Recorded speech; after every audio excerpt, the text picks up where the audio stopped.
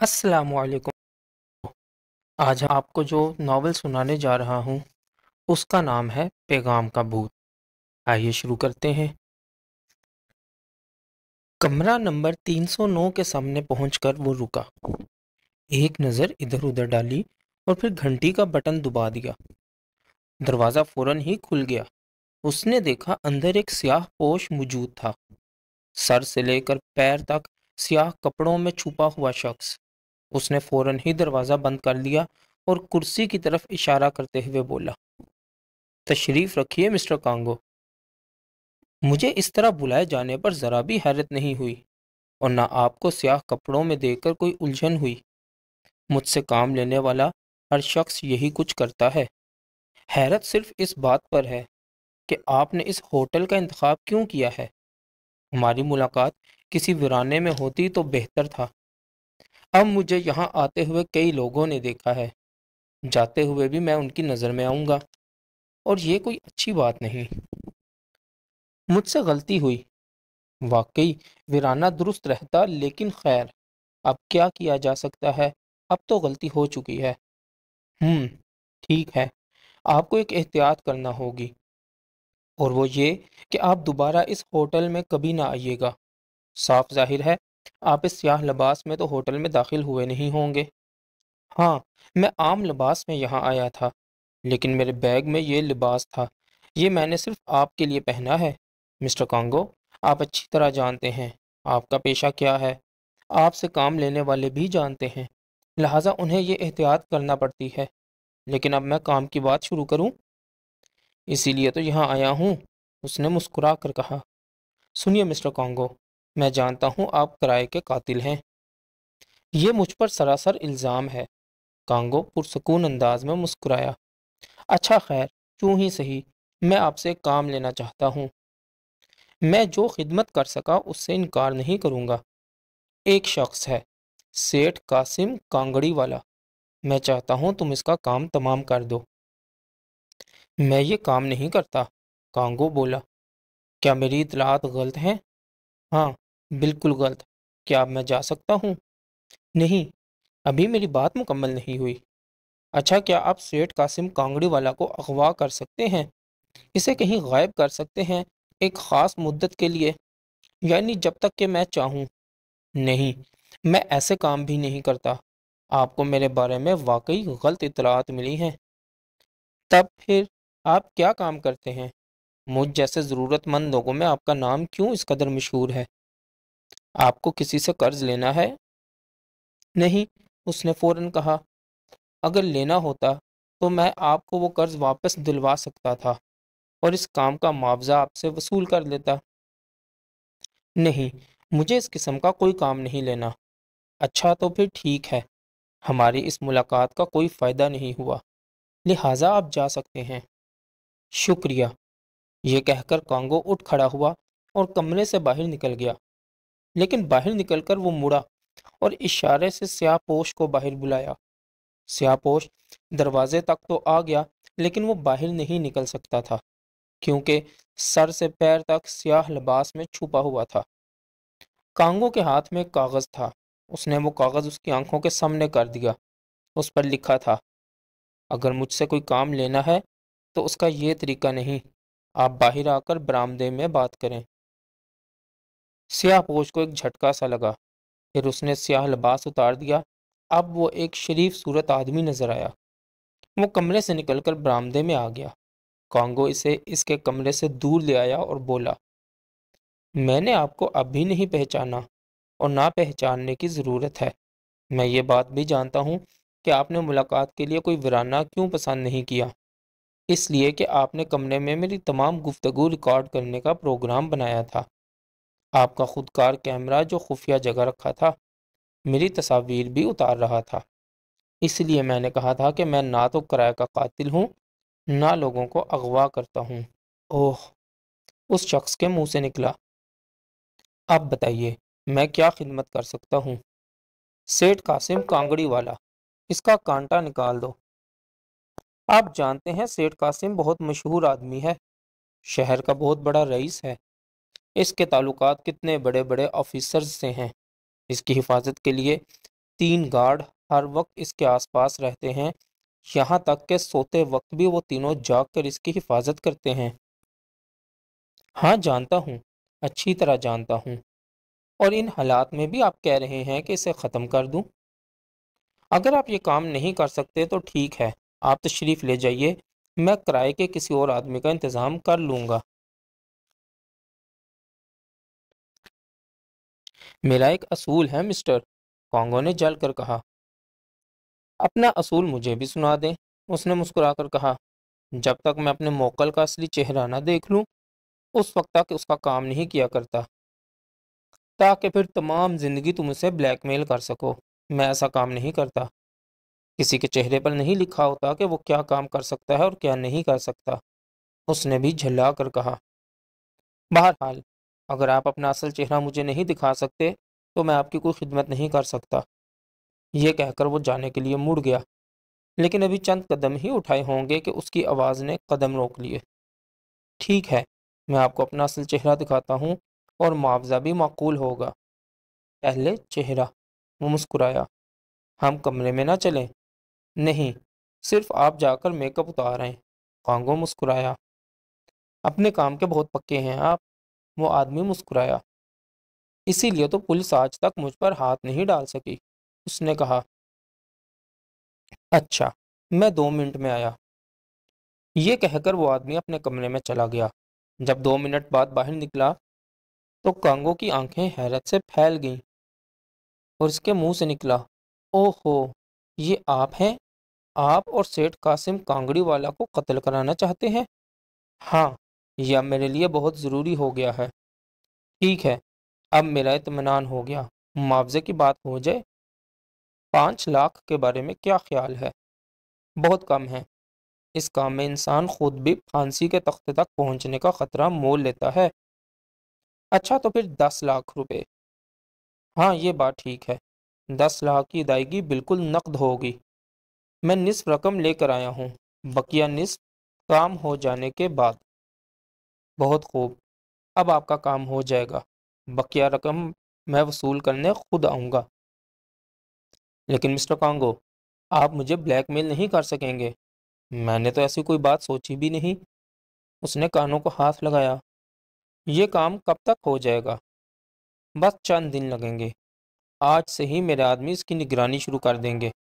1 2 دن میں ہم سب جان لیں گے کہ سیٹھ قاسم کے معمولات کیا ہیں، وہ کس وقت کس گھر میں ہوتے ہیں، کب گھر سے باہر نکلتے ہیں، کہاں کہاں آتے جاتے ہیں۔ یہ تمام باتیں معلوم کرنے کے بعد ہم سوچیں گے کہ ان پر کہاں ہاتھ ڈالا جائے۔ آپ فکر نہ کریں، ہم کچا کام نہیں کرتے۔ میں جانتا ہوں، میں رقم لے آؤں۔ یہ کہہ کر وہ پھر کمرے میں داخل ہوا۔ واپس آیا تو اس کے ہاتھ میں ایک بریف کیس تھا۔ گننے کی ضرورت نہیں، پورے ہیں۔ کانگو بریف کیس لے کر چلا گیا۔ وہ آدمی اپنے کمرے میں واپس آیا اور دروازہ بند کر دیا۔ تھوڑی دیر بعد وہ کمرے سے نکلا تو اور ہی حلیے میں تھا۔ پرسکون انداز میں چلتا ہوا وہ نیچے آیا اور ہال سے نکلتا چلا گیا۔ اس نے ہال میں بیٹھے ہوئے کانگو کو بھی دیکھ لیا تھا۔ وہ دل ہی دل میں مسکرایا۔ اس نئے میک اپ میں کانگو اسے نہیں پہچان سکا تھا۔ باہر نکل کر اس نے ایک ٹیکسی کو رکنے کا اشارہ کیا اور پھر وہ اپنی منزل کی طرف روانہ ہو گیا۔ اس نے اپنا کام بخیر و خوبی کیا تھا، لہٰذا اس کے چہرے پر ایک کامیاب مسکراہٹ کھیل رہی تھی۔ فون کی گھنٹی بجی۔ محمود نے فوراً ریسیور اٹھایا۔ دوسری طرف سے ایک بھاری بھرکم آواز سنائی دی۔ ہیلو، انسپکٹر جمشید صاحب سے بات کروں گا؟ وہ ابھی نہیں آئے۔ کون صاحب بات کر رہے ہیں؟ سیٹھ قاسم کانگڑی والا۔ او اچھا، آپ 15 منٹ ٹھہر کر فون کر لیجئے گا، یا پھر مجھے بتا دیں کیا کام ہے۔ کام میں انہی کو بتا سکوں گا، لیکن وقت بہت نازک ہے۔ جی ہاں، وقت واقعی بہت نازک چیز ہے، ہر سیکنڈ ٹوٹتا پھوٹتا ہے۔ محمود بولا۔ کیا مطلب؟ سیٹھ قاسم نے چونک کر کہا۔ جی کچھ نہیں، ایسے ہی ایک بات منہ سے نکل گئی۔ اچھا خیر، میں 15 منٹ بعد فون کروں گا، دوسری طرف سے جھلا کر کہا گیا۔ ان صاحب کو کیا پریشانی لاحق ہو گئی ہے؟ محمود کے لہجے میں حیرت تھی۔ کن صاحب کو؟ کون حضرت تھے فون پر؟ फारूक बोला। सेठ कासिम कांगड़ी वाला? ओहो, ये तो बहुत मशहूर आदमी है। फरजाना चौंकी। होगा, हमें क्या, लेकिन ये कांगड़ी वाला क्या भला है? इसके आबाई गांव का नाम कांगड़ी होगा, महमूद बोला। ये तो फिर ऐसे लगता है जैसे कोई केस पल्ले पड़ने वाला है, जबकि अभी पिछले केस की थकन भी नहीं उतार पाए। फारूक फिक्रमंदाना अंदाज में बोला। थकन होगी तो उतरेगी ना, फरजाना मुस्कुराई। बिल्कुल ठीक कहा तुमने फरजाना, महमूद मुस्कुराया। फरजाना का क्या है, ये तो कहती ही बिल्कुल ठीक है। फारूक चल गया। गलत तो तुम भी नहीं कहते, महमूद मुस्कुराया। तुम तीनों का लड़ने का इरादा तो नहीं? बावर्ची खाने से बेगम जमशेद ने घबरा कर कहा। इस वक्त तक तो नहीं, बन जाए तो कुछ कह नहीं सकते, फरजाना बोली। मैं तंग आ गई हूँ, तुम हर वक्त लड़ने पर तुले रहते हो, वो बोली। अब क्या करें अम्मी जान, तलने के लिए और कोई चीज़ जची जो नहीं, फरूक मुस्कुराया। ऐन उसी वक्त दरवाजे की घंटी बजी।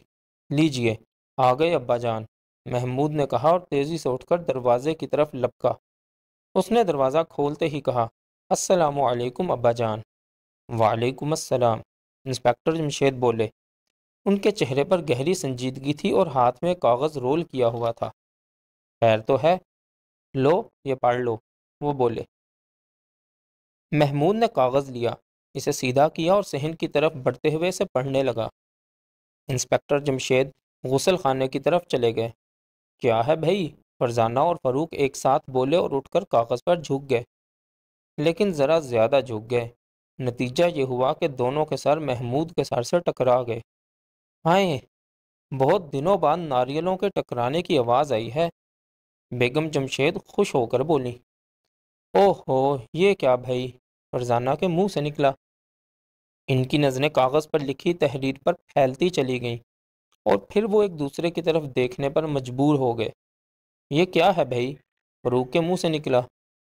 ये तहरीर कम अज़ कम मेरे पल्ले तो पड़ी नहीं, महमूद ने मुंह बनाया। फरजाना खामोश रही तो दोनों ने इसकी तरफ देखा। क्या हम तुम्हारी खामोशी से यह अंदाज़ा लगाएं कि तहरीर का मतलब समझ चुकी हो? नहीं, तहरीर मेरे लिए भी इसी कदर अजीब है जितनी कि तुम्हारे लिए। मैं तो हैरान इस बात पर हूँ कि अब्बा जान के हाथ कैसे लग गई, फरजाना मुस्कुराई। अब्बा जान के बाहर निकलने तक कम अज़ कम हमें इस तहरीर का कोई ना कोई मतलब निकाल लेना चाहिए, वरना शर्मिंदा होना पड़ेगा, महमूद बोला। हाँ वाकई, खैर मैं इसे पढ़ती हूँ, तुम गौर से सुनो, फिर हम तीनों अलग अलग नतीजा निकालने की कोशिश करेंगे। देखते हैं कौन दुरुस्त नतीजा निकालता है, फरजाना ने फौरन कहा। तजवीज़ माकूल है, पढ़ना शुरू करो, महमूद मुस्कुराया। फरजाना ने तहरीर पढ़ना शुरू की।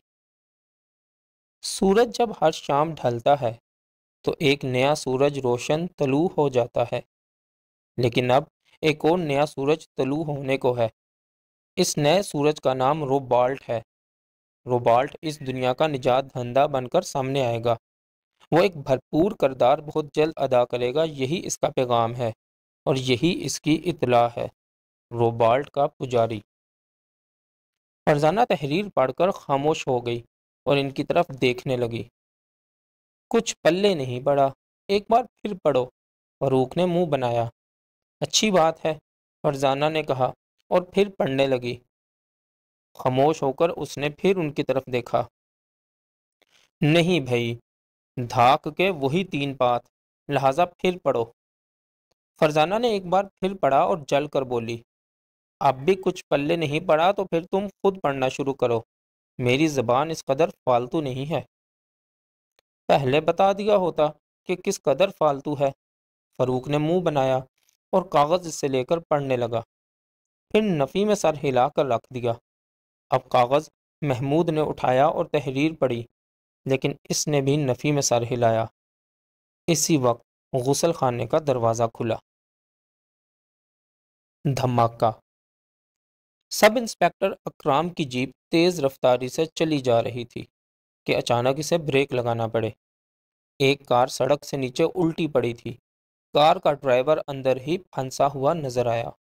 वो फौरन नीचे उतरा, कार के नज़दीक पहुंचा اس کا دروازہ کھولنے کی کوشش کی لیکن دروازہ جام ہو چکا تھا۔ آخر اس نے کھڑکی کے راستے سے باہر کھینچا۔ کار بری طرح تباہ ہو چکی تھی۔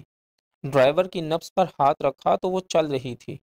اس نے فوراً زخمی کو کندھے پر ڈالا اور اپنی جیپ میں لٹا دیا۔ پھر جیپ میں سوار ہونے ہی لگا تھا کہ اسے ایک رول کیا کاغذ لڑکتا نظر آیا۔ بے خیالی کے عالم میں وہ اس کاغذ کی طرف بڑھ گیا۔ اسے اٹھا کر دیکھا تو اس پر ایک چھوٹی سی تحریر نظر آئی۔ اس نے جلدی جلدی تحریر کو پڑھا لیکن کچھ پلے نہ پڑا۔ آخر کاغذ کو بھی جیب میں رکھا اور شہر کی طرف روانہ ہو گیا۔ وہ اس وقت ایک دوسرے شہر سے آ رہا تھا۔ آئی جی صاحب نے اسے کسی سرکاری کام کے سلسلے میں بھیجا تھا۔ واپسی پر اسے وہ کار الٹی نظر آ گئی۔ زخمی کو اس نے ہسپتال پہنچایا اور وہاں موجود سٹاف کو اس کے بارے میں ہدایات دی۔ پھر دفتر پہنچا، وہاں سے ایک ماتحت کو اس زخمی کی نگرانی کے لیے بھیجا۔ پھر آئی جی صاحب کو اپنی آمد کی اطلاع دی۔ 1 گھنٹے بعد ماتحت نے اسے فون کیا کہ زخمی ہوش میں آ گیا ہے۔ وہ فوراً ہسپتال پہنچا۔ زخمی بالکل ٹھیک نظر آ رہا تھا۔ میں ہوں وہ شخص جس نے آپ کو یہاں پہنچایا۔ آپ کی کار الٹ گئی تھی۔ آپ نے مجھ پر بہت احسان کیا۔ کیا میری کار وہیں پڑی ہے؟ ہاں، وہ اس قابل نہیں رہی کہ اسے لایا جا سکتا۔ اوہ، اس کا مطلب ہے بری طرح تباہ ہو گئی۔ ہاں، یہی بات ہے، لیکن آپ اللہ کا شکر ادا کریں کہ بچ گئے۔ جی ہاں، واقعی۔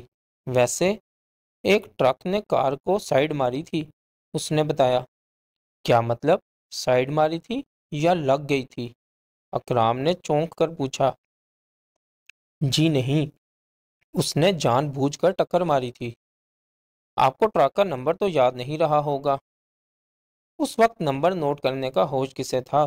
وہ غمگین انداز میں مسکرایا۔ آپ کیا کام کرتے ہیں؟ اس سڑک پر کہاں سے آ رہے تھے؟ ساتھ والے شہر گیا تھا، میرے کچھ دوست ہیں وہاں۔ میں ایک ہوٹل میں ملازم ہوں، نائب مینیجر، اس نے جلدی جلدی بتایا۔ کار آپ کی تھی یا ہوٹل کی؟ ہوٹل کی، اس نے کہا۔ اس تحریر کے بارے میں آپ کیا کہتے ہیں؟ اکرام نے کاغذ اس کی آنکھوں کے سامنے کر دیا۔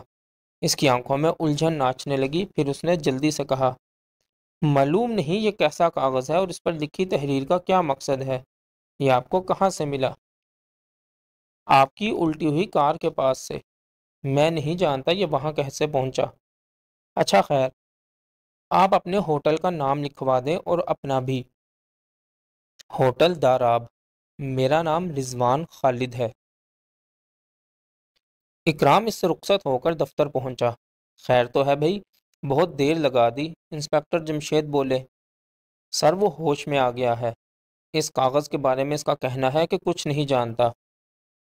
ویسے وہ ہوٹل داراب میں ملازم ہے اور نام ہے رضوان خالد۔ اس معاملے میں صرف یہ کاغذ اور اس پر لکھی تحریر عجیب ہے، ورنہ حادثات تو ہوتے ہی رہتے ہیں۔ ارے ہاں، یہ بھی تو ہو سکتا ہے کہ جس ٹرک نے اسے سائیڈ ماری تھی یہ کاغذ اس ٹرک سے گرا ہو۔ خیر، سوال یہ ہے کہ اس تحریر کا کیا مطلب ہے؟ یہ کہہ کر وہ اس تحریر کو پڑھنے لگے۔ سورج جب ہر شام ڈھلتا ہے تو ایک نیا سورج طلوع ہو جاتا ہے، لیکن اب ایک نیا سورج طلوع ہونے کو ہے۔ اس نئے سورج کا نام روبالٹ ہے۔ روبالٹ اس دنیا کا نجات دہندہ بن کر سامنے آئے گا۔ وہ ایک بھرپور کردار بہت جلد ادا کرے گا۔ یہی اس کا پیغام ہے، یہی اس کی اطلاع ہے۔ روبالٹ کا پجاری۔ میرے تو کچھ بھی پلے نہیں پڑ رہا، اکرام نے جھلا کر کہا۔ خود میں بھی کچھ نہیں سمجھا۔ خیر، میں اس کاغذ کو گھر لے جاتا ہوں۔ محمود، فاروق اور فرزانہ کی عقلوں کو آزمائیں گے، شاید ان کی سمجھ میں کوئی بات آ جائے۔ انسپکٹر جمشید نے مسکرا کر کہا۔ یہ ٹھیک رہے گا، اکرام نے فوراً کہا۔ عین اسی وقت آئی جی صاحب کا چپڑاسی اندر داخل ہوا۔ صاحب یاد فرما رہے ہیں؟ او اچھا، انسپکٹر جمشید نے چونک کر کہا اور اٹھ کر کھڑے ہو گئے۔ آئی جی شیخ نثار احمد کے چہرے پر الجھن کے بادل صاف نظر آ رہے تھے۔ آپ بہت پریشان ہیں؟ ہاں جمشید، میں نے بہت کوشش کی کہ پریشان نہ ہوں، لیکن پریشانی میرا پیچھا چھوڑنے پر کسی طرح تیار نہیں۔ انہوں نے عجیب سے لہجے میں کہا۔ اللہ اپنا رحم فرمائے، ایسی کیا بات ہو گئی؟ ملک میں کوئی نیا طوفان اٹھنے والا ہے۔ وہ طوفان کیا ہے میں نہیں جانتا، لیکن طوفان کی آمد کے آثار محسوس ہو رہے ہیں۔ وہ بولے، آخر کیسے سر؟ اس طرح کہ شہر گوٹان میں قریباً 1 سال پہلے ایک عجیب واقعہ ہوا۔ پڑوسی ملک کے 50 کے قریب آدمی جدید اسلحے سے لیس ہماری سرحد عبور کر کے داخل ہو گئے، اور انہوں نے اچانک بھرے پڑے بازار میں نہتے عوام پر گولیاں برسانا شروع کر دیں۔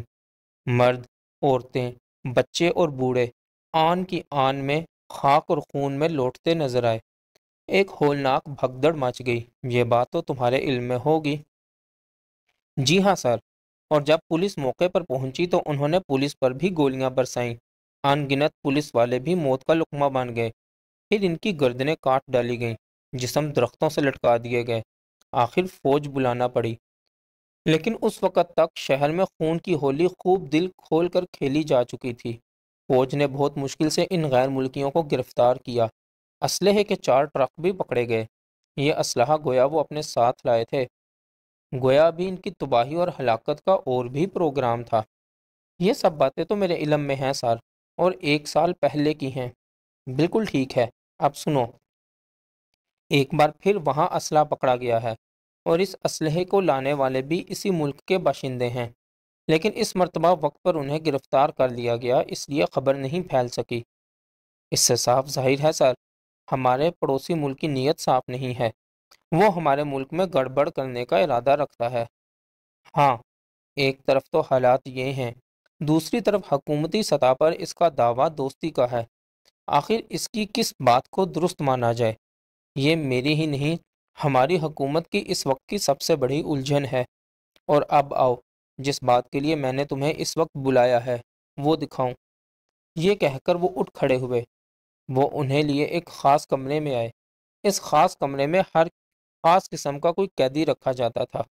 اس کمرے سے فرار ہونا آسان کام نہیں تھا۔ ان کے اشارے پر دروازہ کھولا گیا، دونوں اندر داخل ہوئے۔ انسپیکٹر جمشید نے دیکھا، اسی ملک کا ایک شخص شکنجے میں کسا ہوا تھا۔ اسے سرحد عبور کرتے ہوئے گرفتار کیا گیا ہے۔ ہم سرحد پر پوری توجہ سے کام لے رہے ہیں۔ اس کے پاس کچھ تھا؟ ہاں، اسلحہ تھا۔ خوفناک قسم کے بم تھے، اور سب سے عجیب بات اس کا پیغام ہے۔ مجھے تو دراصل اس پیغام نے الجھن میں ڈال دیا ہے۔ پہلے تم اس کا پیغام سن لو، پھر ہم دفتر میں چل کر باقی باتیں کریں گے۔ ہاں مسٹر، کیا ہے تمہارا پیغام؟ انہوں نے سخت لہجے میں کہا۔ میرا پیغام ہے نیا سورج جو طلوع ہونے والا ہے۔ وہ ساری دنیا کا نجات دہندہ ہے، سب اس کے جھنڈے کے نیچے جمع ہو جاؤ۔ اسی میں انسانیت کی بھلائی ہے۔ نیا سورج؟ انسپیکٹر جمشید زور سے چونکے۔ ان کا منہ مارے حیرت کے کھل گیا۔ ان کی یہ حالت دیکھ کر آئی جی صاحب بھی حیران ہوئے بغیر نہ رہ سکے۔ اس سورج کا نام کیا ہے؟ روبالٹ، وہ یکدم بولا۔ اوہ! ان کے منہ سے خوف زدہ انداز میں نکلا۔ تمہاری بات سمجھ میں نہیں آئی، وضاحت کرو۔ انسپیکٹر جمشید نرم آواز میں بولے۔ میں اس سے زیادہ وضاحت نہیں کر سکتا۔ بہت جلد یہ نعرہ پوری دنیا میں گونجے گا۔ اس وقت ہمارا نجات دہندہ خود ان باتوں کی وضاحت کرے گا۔ بس، اس نے یہی کچھ بتایا ہے۔ آئیے چلیں، انسپیکٹر جمشید بولے۔ ایسا معلوم ہوتا ہے جیسے تم بھی کچھ جانتے ہو۔ جی ہاں، لیکن زیادہ نہیں۔ دونوں پھر دفتر میں آ گئے۔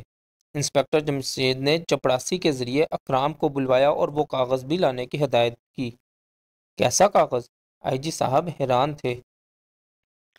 ابھی سامنے آ جاتا ہے، وہ مسکرائے۔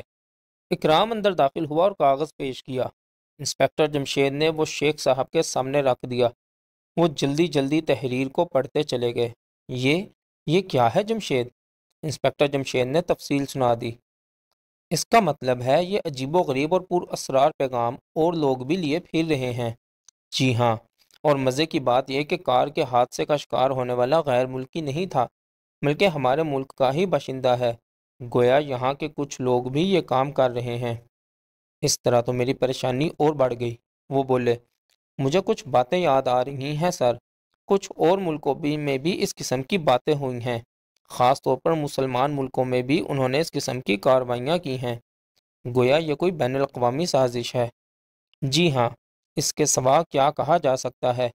وہ نجات دہندہ ہمارے ملک کا نہیں پوری دنیا کا بننا چاہتا ہے۔ سوال یہ ہے کہ وہ کون ہے؟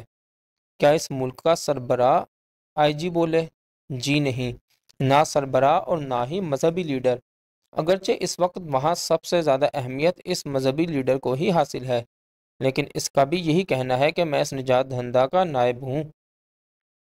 اوہ، آخر وہ نجات دہندہ کون ہے؟ سر، میں پہلے اس مسئلے میں مطالعہ کر لوں پھر وضاحت کر سکوں گا۔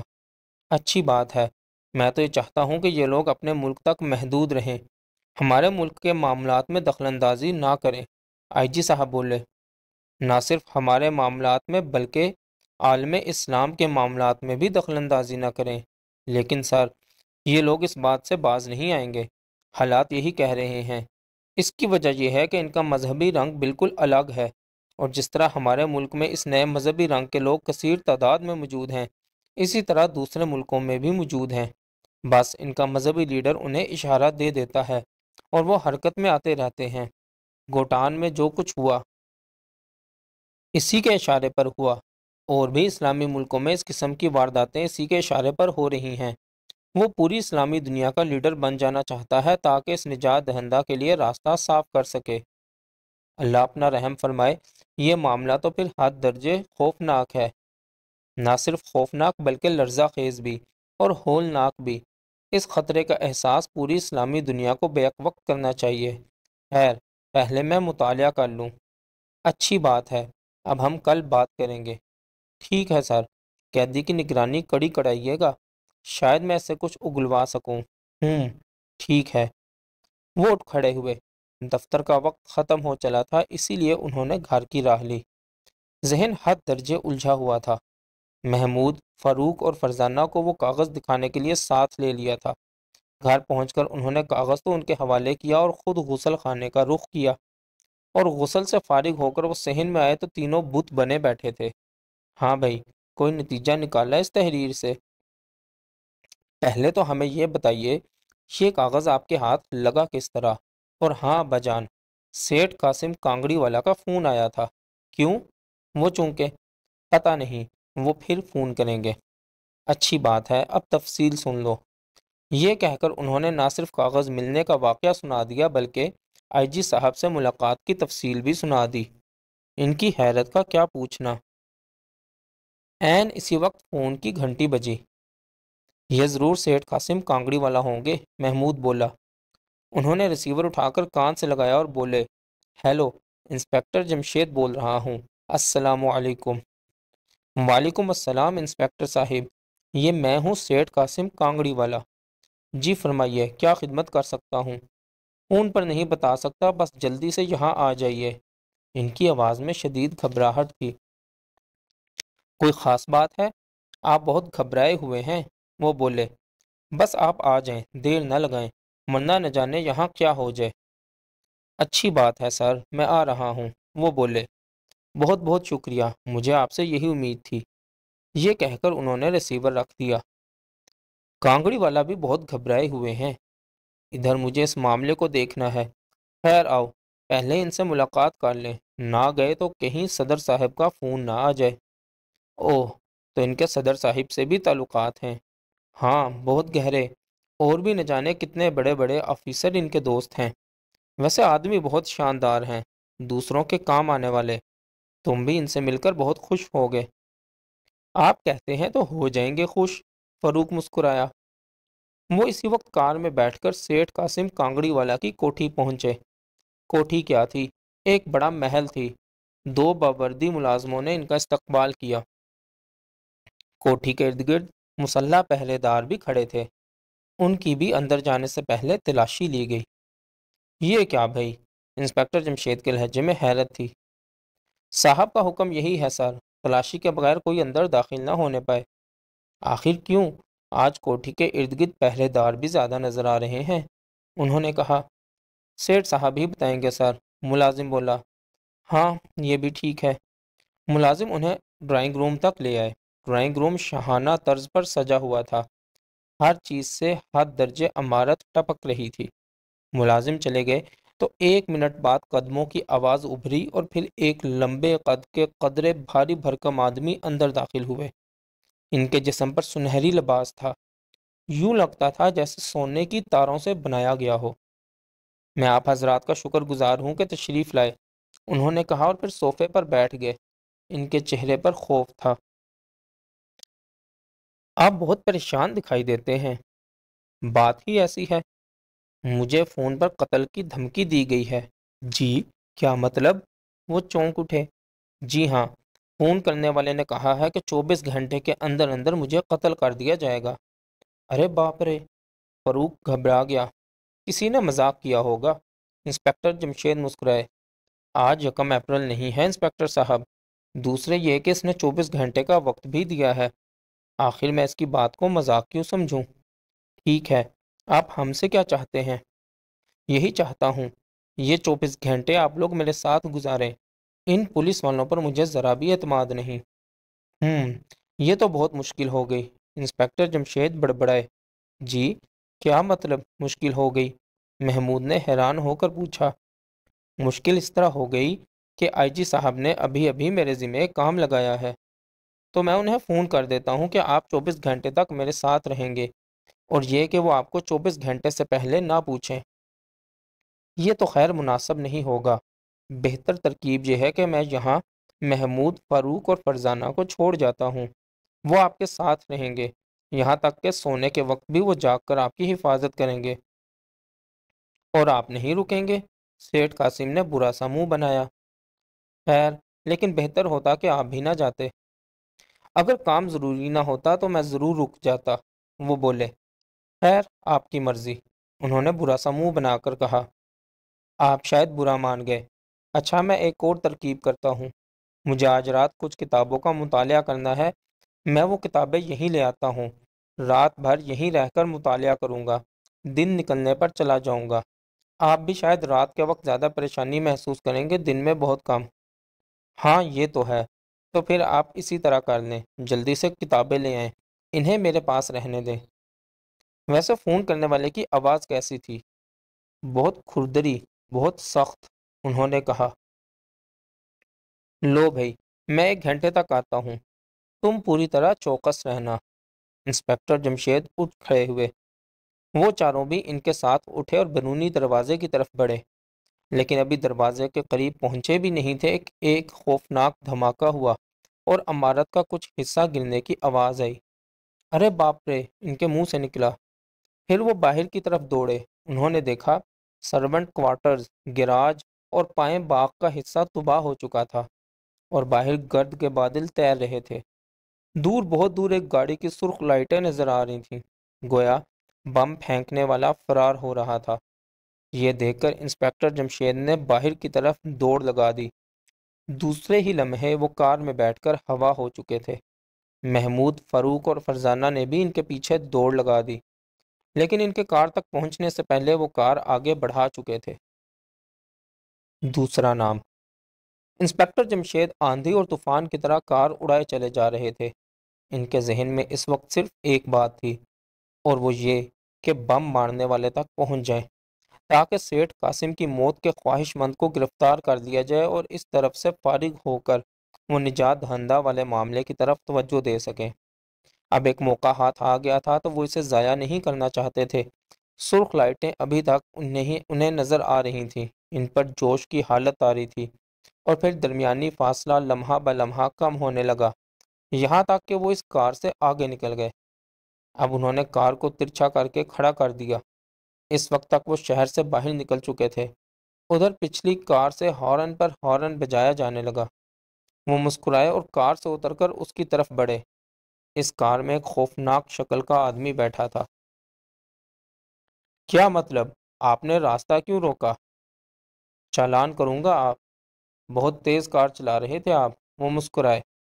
اوہ، تو آپ ٹریفک والے ہیں، لیکن آپ کے جسم پر لباس، ٹریفک پولیس میں کیا سادہ لباس والے نہیں ہو سکتے؟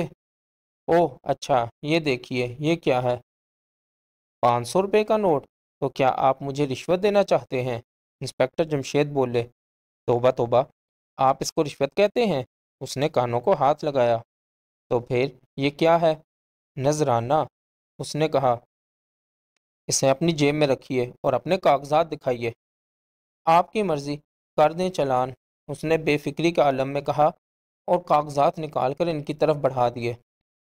کار سے باہر نکل آئیے۔ کیوں؟ کیا بات ہے؟ اس نے بھننا کر کہا۔ میرا خیال ہے اس کار میں آپ کوئی غیر قانونی چیز لے جا رہے ہیں، ورنہ اس قدر تیز رفتاری سے سفر کرنے کی ضرورت نہیں تھی۔ ضرور تلاشی لے لیں، اس نے کہا اور کار سے باہر نکل آیا۔ اب انہوں نے کار کی اچھی طرح تلاشی لی۔ کار میں ایک خفیہ خانہ انہیں نظر آ گیا۔ چابیاں دیں۔ کیا آپ میری کار لے کر فرار ہونا چاہتے ہیں؟ اس نے بھنا کر کہا۔ کیا بات کرتے ہیں؟ میری کار سامنے کھڑی ہے، چابی نکالیں، وہ گرائے۔ کار والا سہم گیا۔ اس نے چابی دے دی۔ خانہ کھول کر انہوں نے کئی چیزیں باہر نکال لیں۔ ان کے سامنے 3 ننھے منھے مگر ہولناک قسم کے بم اور ایک جدید طرز کا پستول تھا۔ ثابت ہو گئی یہ بات کہ آپ نے ہی سیٹھ قاسم کانگڑی والا کی کوٹھی پر بم مارا ہے۔ آپ سیٹھ صاحب کو قتل کرنا چاہتے تھے، اب آپ کو میرے ساتھ چلنا ہوگا۔ کیا مطلب؟ آپ تو کہہ رہے تھے کہ ٹریفک پولیس نہیں، میں تو اس وقت سیٹھ قاسم کی کوٹھی میں موجود تھا جب بم مارا گیا، اسی لیے میں نے آپ کا تعاقب کیا۔ اب میرے ساتھ چلنے کے لیے تیار ہو جائیں۔ اچانک وہ تڑ سے گرا، دور تک لڑکا اور پھر اٹھ کر بھاگ نکلا۔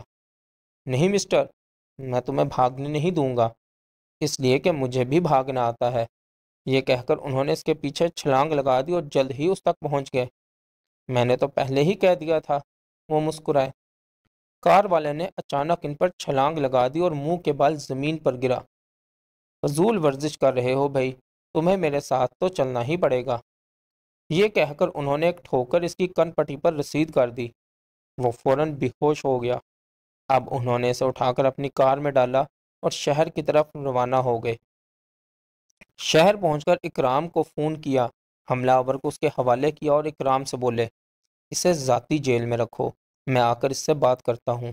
جی بہتر، اکرام بولا۔ اب ان کی کار پروفیسر داؤد کی طرف اڑی جا رہی تھی۔ انہوں نے حیرت زدہ انداز میں ان کا استقبال کیا۔ بہت پریشان سے ہو جمشید، خیر تو ہے؟ جی ہاں، کچھ ایسی ہی بات ہے۔ آپ ذرا ان بموں کو چیک کر لیں، میں فون کر کے ان کے بارے میں معلوم کر لوں گا۔ کچھ دیر بیٹھو گے نہیں جمشید؟ میں ابھی ان کے بارے میں بتا دوں گا۔ اچھا چلیے بیٹھ جاتا ہوں، وہ مسکرائے۔ پروفیسر داؤد بموں کو لے کر چلے گئے اور 10 منٹ بعد ان کی واپسی ہوئی۔ یہ بم بہت خطرناک اور طاقتور ہیں۔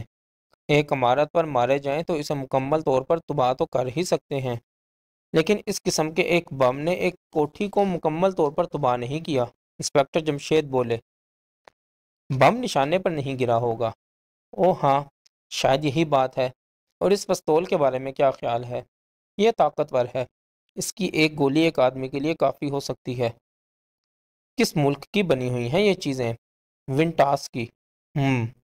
اس کا مطلب ہے سیٹھ قاسم کانگڑی والا کو جو شخص بھی ہلاک کرنا چاہتا ہے، اس کا تعلق کسی طرح ونٹاس سے بھی ہو سکتا ہے، اور یہ بھی ہو سکتا ہے کہ ونٹاس ہمارے ملک کے خلاف کوئی چکر چلانے میں مصروف ہو۔ بہرحال اب اس معاملے کو بھی سنجیدگی سے لینا ہوگا۔ سیٹھ قاسم کی حفاظت کے لیے بھی پوری کوشش کرنا ہوگی۔ شکریہ پروفیسر صاحب، میں اب چلوں گا، ابھی مجھے کتابیں لینے کے لیے گھر بھی جانا ہے۔ کیسی کتابیں؟ ہاں، وہ بھی سننے۔ ایک دوسرا خوفناک معاملہ۔ آپ کو یاد ہوگا گوٹان میں ہمارے پڑوسی ملک کے کچھ لوگ گھس آئے تھے اور انہوں نے قتل اور غارت گری کا بازار گرم کر دیا تھا۔ یہ 1 سال پہلے کی بات ہے۔ اب پھر وہاں گڑبڑ کے آثار ہیں۔ پچھلے سال اسلحہ بھی پکڑا گیا تھا۔ ارے ہاں، وہ اسلحہ بھی ونٹاسی تھا۔ خیر اس پہلو پر بھی غور کریں گے۔ ونٹاس کئی رخ سے بھی تو وار کر سکتا ہے۔ 1 آدھ دن پہلے سرحد عبور کرتے ہوئے ایک شخص کو گرفتار کیا گیا ہے۔ اس کے پاس سے اسلحہ بھی برآمد کیا گیا ہے، لیکن اسلحے سے زیادہ پریشان کن اور پراسرار ترین مسئلہ اس کے پیغام کا ہے جو وہ دینے آیا تھا۔ یعنی ہمارے ملک کے لوگوں کو وہ پیغام سنانے کے لیے ادھر داخل ہوا تھا، اور اس کا پیغام ہے نیا سورج طلوع ہونے والا ہے، اور وہ سورج روبالٹ کی صورت میں طلوع ہوگا جو دنیا کا نجات دہندہ ہوگا۔ یہاں تک کہہ کر انسپکٹر جمشید خاموش ہو گئے۔ یہ کیا بات ہوئی؟ اور سنیے۔ اکرام کو بھی ایک حادثے کی جگہ سے کاغذ ملا ہے، اس پر یہ تحریری پیغام تھا۔ انسپکٹر جمشید بولے اور وہ پیغام نکال کر دکھایا۔ پروفیسر داؤد کی آنکھیں حیرت سے پھیل گئیں۔ یہ سب کیا ہے جمشید؟ جس ملک سے اس قیدی کا تعلق ہے، اس ملک کے مذہبی عقائد بہت عجیب ہیں، بلکہ پراسرار قسم کے ہیں، لیکن میں اس وقت وضاحت نہیں کر سکتا۔ آج رات میں ان کی کتب کا مطالعہ کروں گا، اور یہ مطالعہ میں سیٹھ قاسم کانگڑی والا کی کوٹھی پر کروں گا، کیونکہ ان کی زندگی بھی خطرے میں ہے۔ کوئی نامعلوم آدمی یا کئی آدمی ان کی جان کے دشمن بنے ہوئے ہیں۔ ان کی کوٹھی پر ہماری موجودگی میں بم مارا گیا ہے، لیکن کوٹھی کا کچھ حصہ ہی تباہ ہو سکا، جبکہ آپ کا کہنا ہے کہ بم بہت طاقتور ہے۔ خیر، ہم یہ جان چکے ہیں کہ بم غلط رخ پر پڑا تھا، لیکن اس قسم کی اور کوشش بھی ہو سکتی ہے۔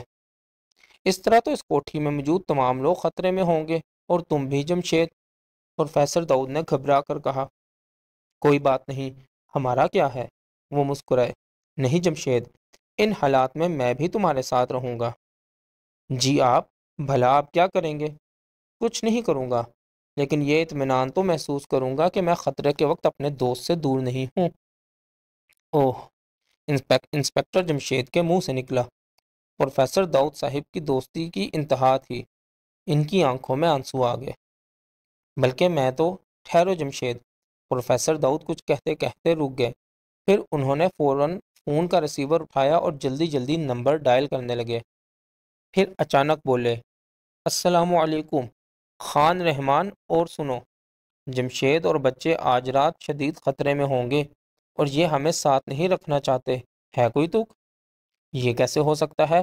آپ کہاں سے بول رہے ہیں؟ میں آ رہا ہوں، تجربہ گاہ سے، لیکن ادھر آنے کی ضرورت نہیں، تم سیٹھ قاسم کانگڑی والا کے ہاں پہنچ جاؤ۔ اوہ، سیٹھ قاسم؟ ان کے منہ سے حیرت زدہ انداز میں نکلا۔ کیوں، کیا بات ہے؟ میں ان سے اچھی طرح واقف ہوں، وہ تو اس ملک کے بہت دولت مند آدمی ہیں، اور بہت مشہور بھی۔ انہیں کیا ہوا؟ کوئی انہیں جان سے مار ڈالنا چاہتا ہے۔ تب وہ ان کا بیٹا ہوگا، میں اس سے بھی واقف ہوں۔ خیر، اس پہلو سے اور دوسرے پہلوؤں سے جائزہ لینا جمشید کا، محمود، فاروق اور فرزانہ کا کام ہے۔ ٹھیک ہے، میں پہنچ رہا ہوں۔ یہ کہہ کر انہوں نے ریسیور رکھ دیا۔ لو بھائی، خان رحمان بھی وہاں پہنچ رہے ہیں، میں بھی سیدھا وہیں جا رہا ہوں، تم آتے رہنا کتابیں اٹھا کر۔ آپ بھی کمال کرتے ہیں۔ خیر، یوں ہی صحیح۔ انہوں نے کندھے اچکائے، اور وہ اٹھ کھڑے ہوئے انسپکٹر جمشید گھر پہنچے، جلدی جلدی کتابیں نکالیں اور سیٹھ قاسم کی کوٹھی کی طرف روانہ ہو گئے۔ ایسے میں انہیں ایک اور خیال آیا۔ انہوں نے اسی وقت وائرلیس پر اکرام سے رابطہ قائم کیا۔ ہیلو اکرام، اس زخمی کا پتہ کیا ہے؟ 134 تیمور ٹاؤن، کیا اس سے ملنے کا ارادہ ہے؟ ہاں اکرام، اسی وقت جا رہا ہوں۔ تو کیا میں بھی چلوں؟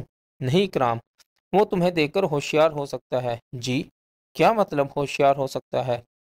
ابھی ابھی ایک خیال آیا ہے، کہیں وہ تحریری پیغام اس کی کار میں موجود نہیں تھا، اور وہی کہیں لے کر تو نہیں جا رہا تھا؟ اوہ، خیال تو بہت زوردار ہے، اس لیے میں تنہا جانا پسند کروں گا۔ ویسے تم بھی چوکس رہنا، آج رات تمہاری ضرورت پڑ سکتی ہے۔ اوکے سر، اس نے کہا۔